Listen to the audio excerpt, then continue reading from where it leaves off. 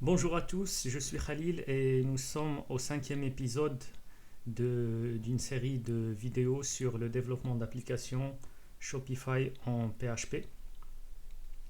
Dans cet épisode, je vais importer le framework Bootstrap et jQuery. Ce sera un épisode assez court où je vais traiter juste cet import qui va nous servir plus tard pour organiser ou rendre notre interface graphique plus agréable. Pardon. Et donc, j'ai opté pour le framework Bootstrap avec jQuery qui est du coup un prérequis pour le fonctionnement de Bootstrap. Et ensuite, je vais expliquer un petit peu ce que je vais faire lors du prochain épisode. Euh, le prochain épisode, ce sera l'épisode pendant lequel nous allons travailler sur la récupération des produits de la boutique. Et donc, ce sera l'épisode où il y aura beaucoup plus de code et qui demandera beaucoup plus de concentration. Alors, juste avant de commencer, je vais résumer rapidement ce qu'on a fait précédemment. Donc en reprenant mon code, ce qu'on a fait, c'est nous avons un code source, donc nous voudrons réaliser une application custom avec notre code à nous sur Shopify. Du coup, nous créons un projet en local et nous servons d'un objet qui est une déclaration d'application sur Shopify, donc que nous créons avec notre compte partenaire, donc ici. Donc nous avions utilisé, ou nous utilisons actuellement, euh, alors je vais attendre que ça se charge.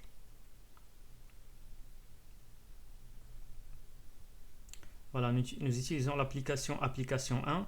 Donc si on va dedans, nous avons deux clés qui sont une clé API et une clé secrète.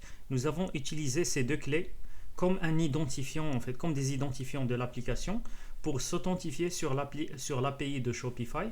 Et nous avons obtenu, à l'issue de cette authentification, nous avions obtenu un token donc, que nous avions enregistré dans une base de données.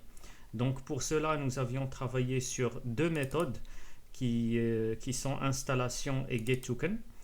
Donc ces deux fonctions permettent de réaliser l'authentification et obtenir un jeton.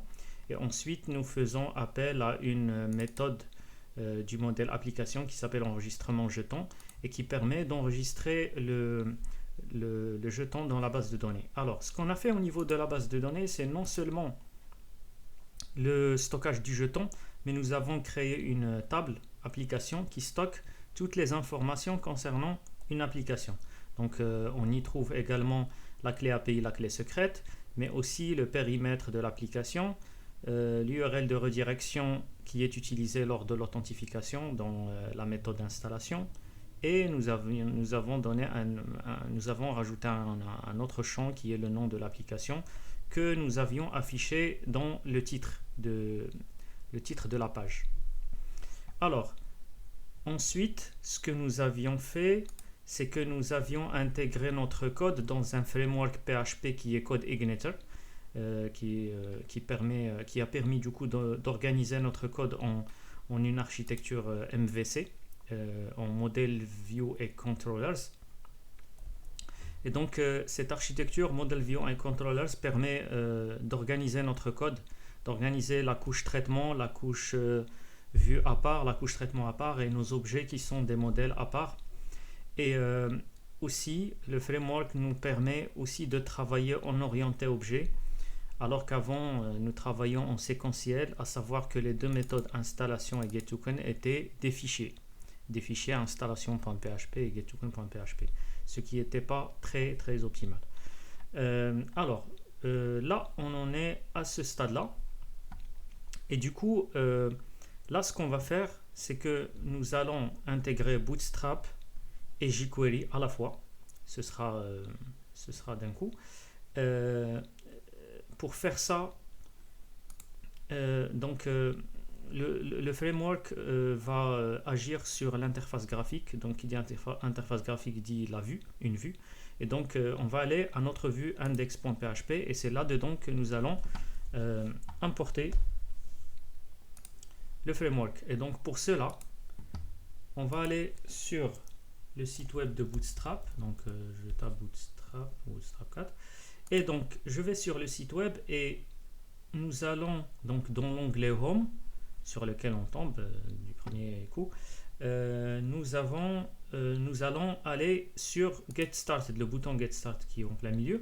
Et là, sur Quick Start, nous allons trouver deux sections, CSS et JS pour JavaScript. Et ce sont les liens qui sont dans ces deux sections qu'il faut importer dans notre vue. Donc, je vais faire copie ici. Donc là, c'est le CSS. Donc, qu'il faut mettre dans la balise head. Voilà. Et ensuite, le JavaScript qu'il faut mettre juste avant la fermeture de la balise body. Donc, à ce niveau, je respecte mon indentation. Et il y a deux choses à préciser ici, c'est que nous allons supprimer les attributs integrity et cross origin parce que je me souviens que je les avais gardés, ça m'a fait quelques problèmes que je n'ai pas compris. Donc je vous dirai dès que j'aurai tout saisi là-dessus à ce niveau. Donc voilà, ça c'est la première chose. La deuxième chose, remarquez que si on prend ce lien, par exemple du CSS, et on l'ouvre, par exemple, on l'ouvre sur une nouvelle page du navigateur, voici le code qu'il y a. Donc c'est du CSS, effectivement, mais c'est du CSS compressé. C'est-à-dire qu'il n'y a pas de saut de ligne et il n'y a pas d'indentation du code. Du coup, ça fait un peu du mal à lire. C'est pas très lisible. Donc, ce qu'on va faire ce que je propose qu'on fasse, c'est qu'on supprime, on enlève le point min qui est vers la fin de l'URL. On va le supprimer et on va obtenir la version qui est indentée avec des sauts de ligne bien organisés. Et c'est ce qu'on va importer si jamais on a besoin de nous pencher dans le code dedans. Donc je vais faire tout pareil pour les fichiers JavaScript qui ont le même principe avec le mot-clé min.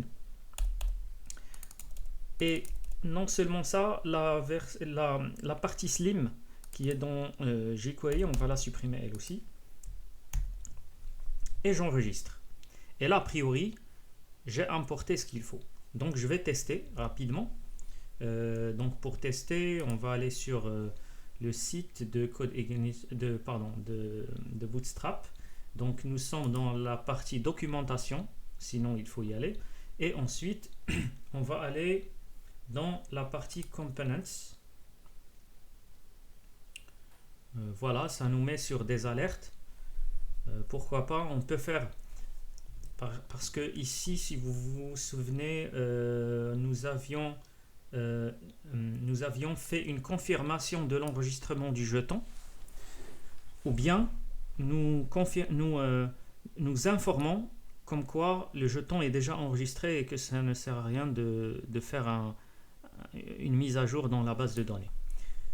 Eh bien, ce que je propose, c'est qu'on entoure ces messages, qu'on les mette dans des alertes. Donc, nous pouvons faire le premier message dans une alerte verte et le deuxième dans une alerte jaune, par exemple. Donc, pour cela, il y a le code qui est juste au-dessous de chaque partie Bootstrap. En fait, c'est organisé de cette façon. Et donc, du coup, je vais aller sur le code qui convient. Donc, ici, c'est success. Alerte success. Donc je vais le mettre ici. Hop. Et je ferme la balise.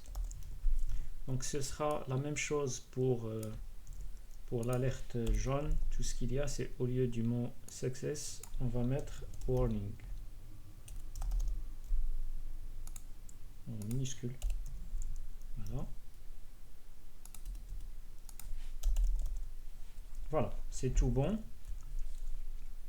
Donc, je vais héberger mon code et on va tester ça tout de suite. Alors, hop. Alors, c'est ma vue que je veux héberger.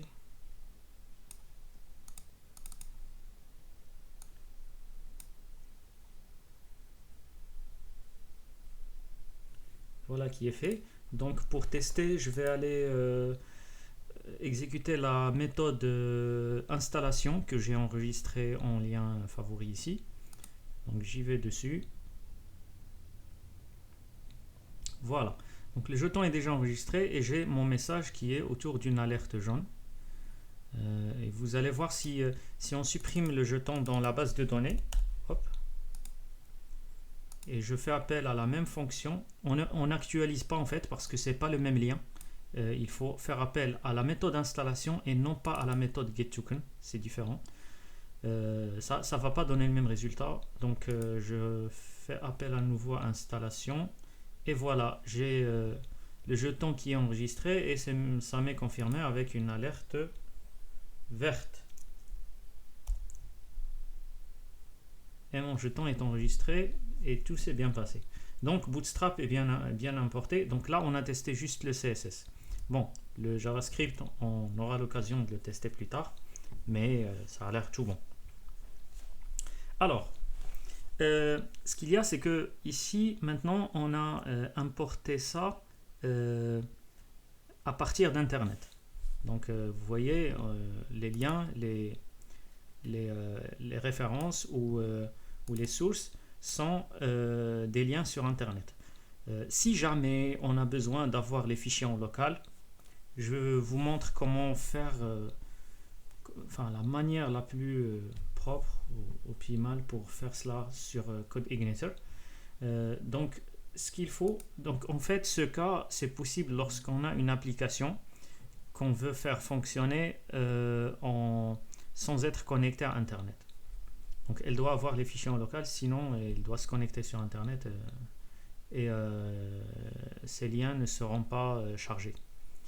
Ok, donc pour cela, nous allons aller dans notre dossier racine du projet qui est la petite boutique underscore CI et nous allons créer dans un nouveau dossier qu'on va nommer Assets par exemple.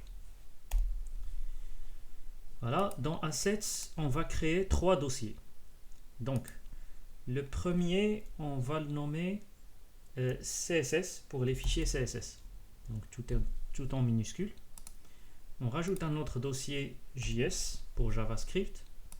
Et de façon classique, on aura besoin de quelques images ou des icônes éventuellement. Donc, on peut rajouter un dossier image. On ne va pas l'utiliser aujourd'hui, ni dans cet épisode, mais c'est bien de l'avoir. Ok, donc après, on va aller chercher ces fichiers. Donc on va aller dessus sur Internet. Donc voici le premier et on va l'enregistrer. On va l'enregistrer dans le dossier. Alors là, je ne suis pas sur le bon dossier. Tac, tac, je vais sur mon projet. Assets. Et donc là, c'est un fichier CSS. Donc je vais dans le dossier CSS et je l'enregistre avec le nom Bootstrap même. Voilà. Je fais pareil pour les autres fichiers JavaScript. Donc nous avons jQuery. Hop. Voilà. J'enregistre. Cette fois-ci, ce sera dans le dossier JS. Voilà. Donc, pour faciliter un peu les choses, je vais enlever la version. D'ailleurs, elle est dans, de toute façon, elle est dans le contenu du fichier. Donc, je laisse jQuery.js. J'enregistre.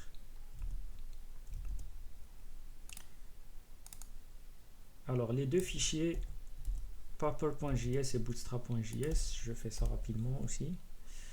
Tac. Voilà, pareil, ça va être plus rapide.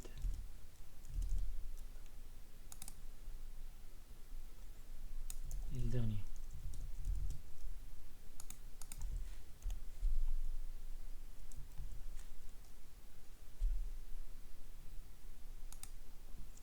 Voilà, j'ai tous mes fichiers. Alors maintenant, il faut que je fasse la référence à ces fichiers à partir d'ici. Alors pour cela, ce qu'on va faire sur Bootstrap, c'est que donc en gros, il va y avoir ici assets/css/bootstrap. Mais ici, en fait, on va faire la référence au fichier à partir de la racine. Donc pour faire la référence à partir de la racine, là-dedans, nous allons faire appel à la fonction base_URL. Et donc on va l'écrire, et non pas on va faire appel, on va l'écrire, on va écrire sa valeur.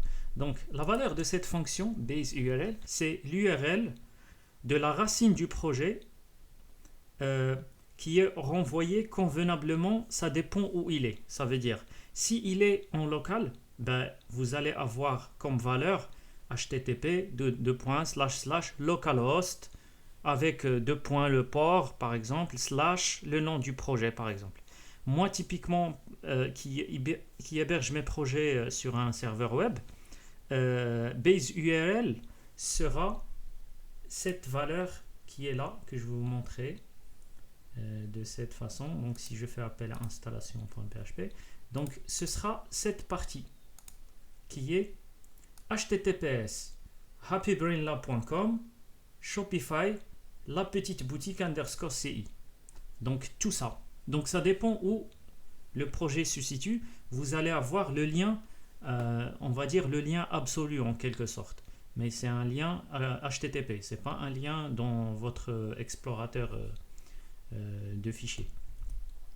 Donc à partir de là, nous allons avec base URL pointer sur la racine du projet et ensuite ça va s'en suivre par assets, CSS, etc. jusqu'au fichier qu'on veut importer. Alors, donc là en fait l'URL est correcte, elle est toute correcte. Par contre, l'utilisation de base URL nécessite le chargement d'un helper qui traite les URL sur CodeIgniter. Donc si on ne charge pas ce helper, on aura l'erreur undefined function base URL.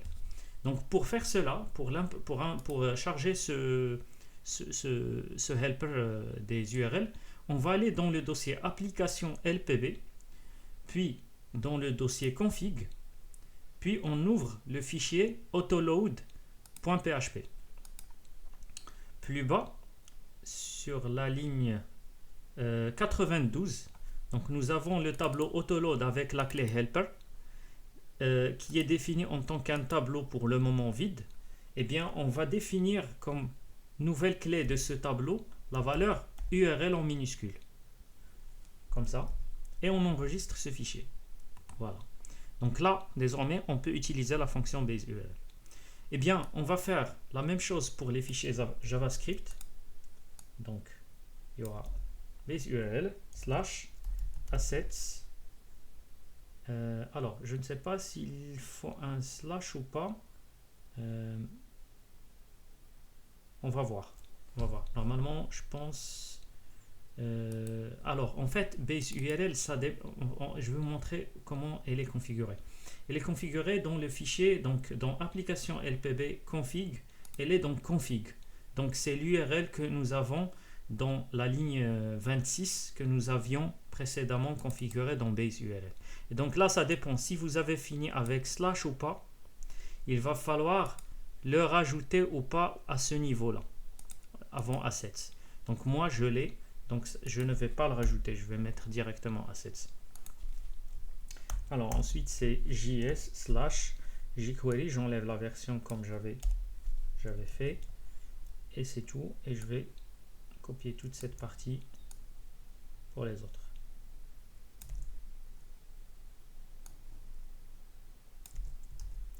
Voilà, c'est tout bon.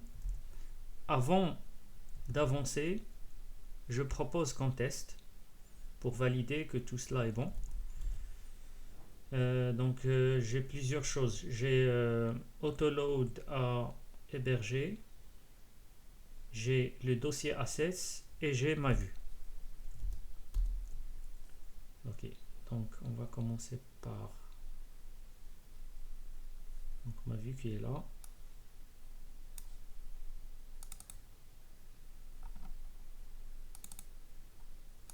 Le fichier autoload, donc config, et le dossier assets.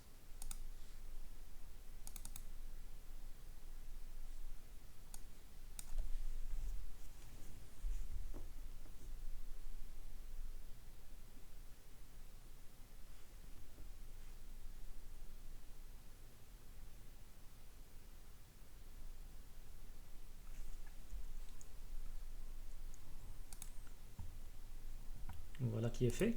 Donc je vais refaire un test et je vais vérifier les liens de ces fichiers pour qu'on puisse voir comment.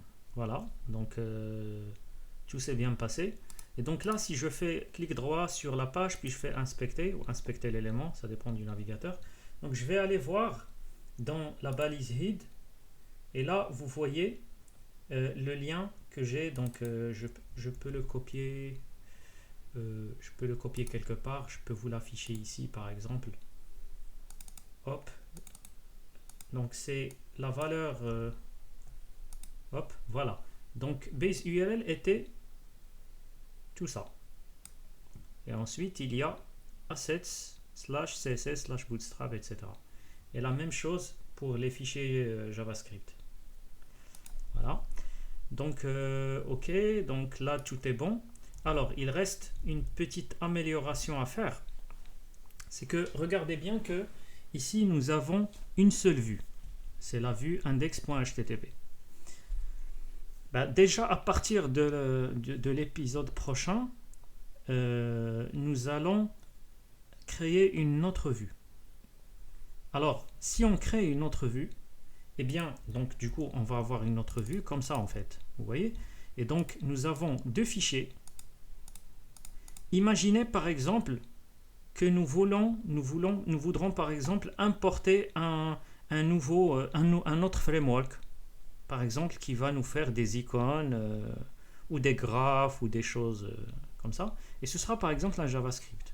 Donc nous avons une première vue dans laquelle nous devrons importer notre nouveau framework. D'accord? Ici. Mais ce même framework devra être également copié dans l'autre vue. Il se trouve qu'elle l'utilisera aussi. Mais si alors on a 100 vues, alors cette modification que je viens de faire 2 fois, il va falloir la faire 100 fois. Et ça, c'est pas très propre. C'est pas très aisé en fait. Donc ce que nous allons faire, je vais supprimer cette vue, enfin, ce fichier. Donc ce que nous allons faire, nous allons centraliser ces fichiers quelque part et nous allons faire appel à ce quelque part à partir de toutes nos vues. Alors, suivez-moi, on va créer dans le dossier Views, on va créer un nouveau dossier qu'on va appeler par exemple INC pour include par exemple. Voilà. Donc voici notre dossier. Dedans, on va créer 2 fichiers. Le premier, on va l'enregistrer avec le nom CSS Files, par exemple, .php. C'est un fichier PHP. Voilà. Et il y aura un deuxième qu'on va enregistrer sous le nom JS Files, .php aussi. Voilà. Alors en fait, ce ne sera pas des fichiers PHP autant pour moi. Il va y avoir en fait, il va y avoir juste les imports. Donc en gros, dans le fichier css.files.php, on va mettre tous les imports de nos fichiers CSS. Donc à présent, il y aura celui-là. Ok. Et dans le fichier jsfiles.php, il y aura tous les imports de nos fichiers JavaScript, comme ça. Hop. Voilà, et j'enregistre.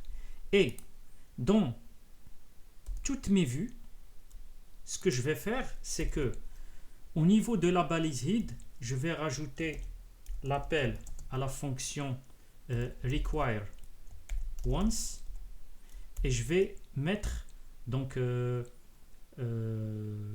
lien relatif inc, parce que je suis au niveau de la vue, donc ce sera inc slash css files.php avec l'extension. Je vais faire appel à la même fonction tout en bas là où on avait mis les fichiers, l'import des fichiers JavaScript, et au lieu de CSS ça va être JS. Alors à chaque fois qu'on crée une vue, on n'a qu'à écrire ces deux lignes et nos fichiers CSS et JavaScript seront importés, et si jamais on veut rajouter un nouveau fichier CSS ou un nouveau fichier JavaScript, on va le faire une seule fois ici et il sera importé dans toutes nos vues. Donc là c'est tout bon. Ce que je propose, on va héberger ça et on teste une dernière fois que tout est bon. Tout s'est passé au niveau des vues que je vais réimporter. Hop.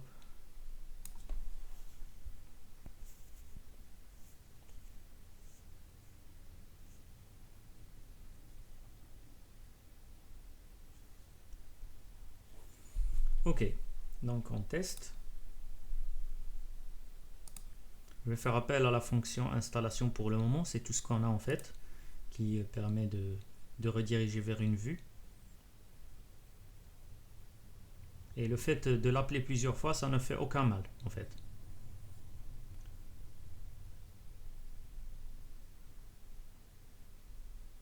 Voilà, tout a l'air bon. Donc si je viens dans mon code, eh bien je vais trouver que effectivement l'import a été fait. Donc il y a eu intégration du contenu du fichier jsfiles.php par exemple dans ma vue index.php. Pareil pour le fichier CSS. Voilà, tout est bon. Et donc là, on a intégré le framework Bootstrap et on a par la même occasion organisé l'import de nos fichiers CSS et JavaScript. Alors, pour la suite, en fait, ce que j'ai envie d'expliquer, et ça, cette explication, c'est surtout pour le prochain épisode, pardon, pour l'alléger en fait, parce qu'il sera un épisode qui sera assez long. Je vais un peu moins parler et moins expliquer les choses. Donc ce qui fait, je voudrais profiter de cet épisode qui est léger pour expliquer certaines choses. En gros, ce que je voulais vous dire, c'est là, lorsqu'on va sur notre boutique, donc je vais aller sur admin.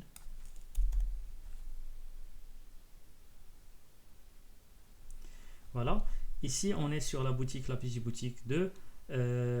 On va ouvrir le lien ou le sous-menu à gauche qui est produit et on va y trouver plusieurs choses. Parmi ça, il y a tous les produits. Donc là, ce que je voulais vous dire, c'est que j'ai créé quelques produits que je vais utiliser lors du prochain épisode.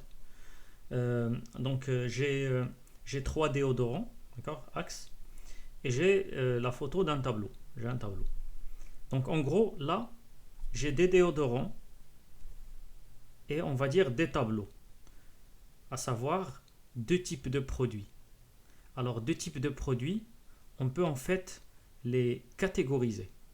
On les catégorise avec une notion qui est collection. Donc une collection de produits, il ne faut pas l'imaginer en fait en tant qu'un conteneur, mais plutôt un tag. C'est comme un tag. Ça va nous servir lorsqu'on va coder, parce que il ne faut pas l'imaginer en tant que conteneur dans le sens où si on supprime une collection, on va supprimer les produits qui sont dedans. Ce n'est pas le cas. Si on supprime une collection, on a supprimé un tag. Donc les produits qui ont été tagués avec ne seront plus tagués avec, mais on va les garder. D'accord ?